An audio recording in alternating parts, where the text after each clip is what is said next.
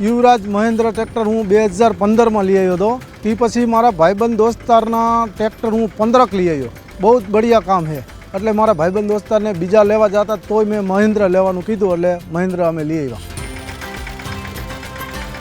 આ ટ્રેક્ટરમાં બળદનો એ લોઢિયો છે। બળદનું જે કાંઈ યોજાર હાલે ને એ જ આ વસ્તુમાં અમે યોજાર ઉપયોગ કરી અને બહુ જ કામ સારું આપે છે। એટલે આ બળદનો લોઢિયો રાખેલો હોય, કોઈ પણ સાથી આમાં આપણે ફિટ કરી શકીએ। એ 60ની જારીએ કપાસ વાવ્યો હોય એમાં મગ, મકાઈ જે કાંઈ વાવ્યું હોય ને એમાં સરળતાથી આ હાથી હાલે છે।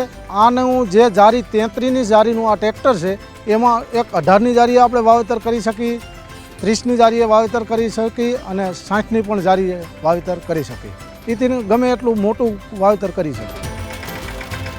યુવરાજ એન્ટિક 25 વીઘા જમીનમાં એક દિવસમાં રપટ હાલે છે।